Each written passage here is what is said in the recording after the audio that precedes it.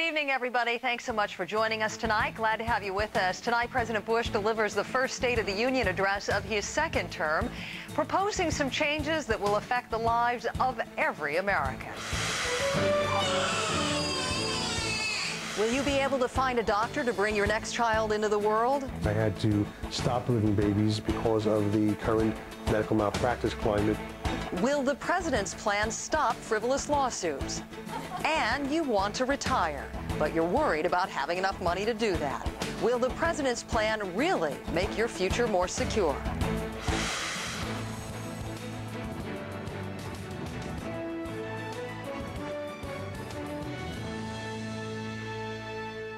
High in President Bush's to-do list, what he calls a remedy for the nation's health care ills that John just touched upon, limits on medical malpractice lawsuits. The idea is backed by many doctors who say huge damage awards are driving up the cost of their insurance and threatening to put them out of business. As evidence, one insurance company found that as many as half of the specialists in high-risk fields like neurosurgery are sued every year. Another survey found that 1 in 7 obstetricians have even stopped delivering babies altogether.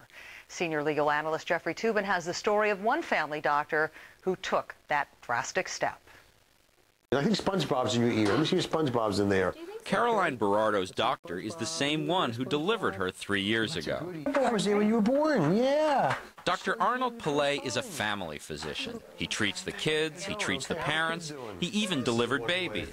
Delivered, past tense. I've been doing obstetrics as part of my family practice for the better part of about 17 or 18 of those years. And last year I had to stop delivering babies because of the current medical malpractice climate that is happening in the United States. After 13 years and 5 births, Kathleen Berardo and her family have grown to trust Dr. Pallay. It made me sad.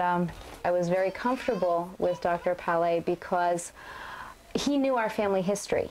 Here in Montville, New Jersey, Dr. Pallay and his partner were paying $7,000 a year for their medical malpractice insurance 3 years ago.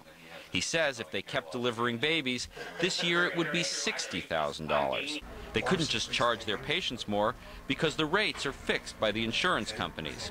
So they decided to give up one of the best parts of being a family doctor. We didn't want to do that, but we had to. I mean, what was that like emotionally?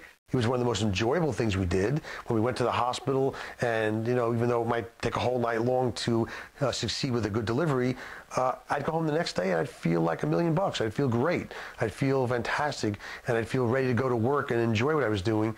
And that can't happen anymore because we could not pay the premium dollar to do the obstetrical portion of our practice. Were you ever sued for something you did in the delivery room? Never, no, never. Medical malpractice cases generally come down to a question of whether it was bad treatment or just bad luck.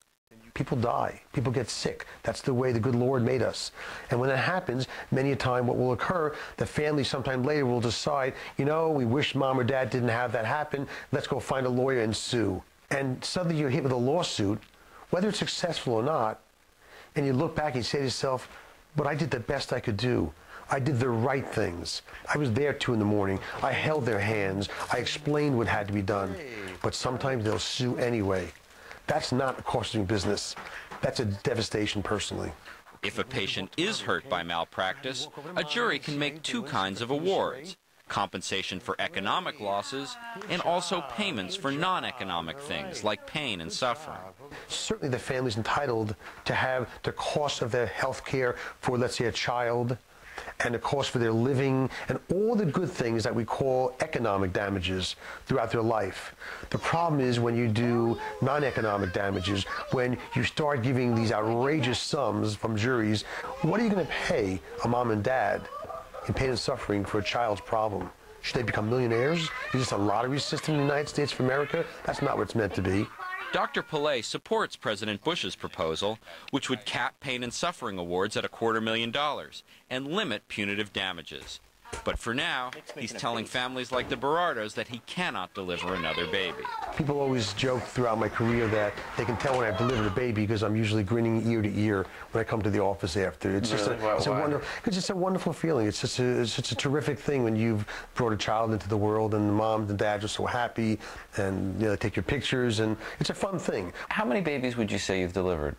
Probably a little bit 400 or 500 at least over my career. And if this continues at this present trend, I'm very afraid family physicians will stop and good OBGYNs will stop. So who's delivering our babies? So Jeff, here you have a doctor who's delivered, as he just said, hundreds and hundreds of babies. He can't do what he loves to do the most. Is this system out of control? It is. I mean, think about that. Going from $7,000 in premiums to $60,000 in premiums. That is something that some people just can't do, and Dr. Arnie, he gave up. But keep in mind one thing. You had all those premiums going up. You have tort reform, which is supposed to keep the damage awards down. The people who are making money off the system are the insurance companies, and they're sort of the invisible profiteers here. They're the ones who are making money, and they're the ones behind this whole movement. And that's right, and they are very much financing tort reform. It's not to say that they're wrong in wanting to keep down damage awards, but remember, everybody here is motivated out of self-interest, including the insurance companies. All right, trying to cut through the grayness of this issue. Give us the most compelling reason why you would want to cap these awards. Because pain and suffering, non-economic damages, are a lottery. There is no formula for determining them, and that's where the extravagant awards come from, pain and suffering. Economic damages, you can make a rational case. You know how much a wheelchair costs. You know how much home care costs. The good argument for limiting pain and suffering is that the system needs rationality, and there's no way for a jury to be rational in that area. So at the end of the day, what does the system look like? Well, the system, it's just sort of a standoff at the moment, that in a lot of states, tort reform has been raised, but it hasn't been brought in everywhere. And what will be interesting to see if President Bush succeeds in mobilizing the country as a whole. Interesting, on the campaign trail, this was something that got a lot of applause lines. I heard that from I remember 7 or 8 references in speeches that I covered. In his convention speech, he made a big point of it. So it's a popular issue. The trial lawyers, who are a very democratically leaning lobbying group, they're fighting it hard. It'll be interesting to see if he can get it through. But when you talk about egregious, frivolous lawsuits, the bottom line is, how many attorneys are going to take those suits if they know that they're not going to be able to process them through the system? There are a lot of urban legends about these frivolous lawsuits. In fact, frivolous lawsuits almost invariably fail.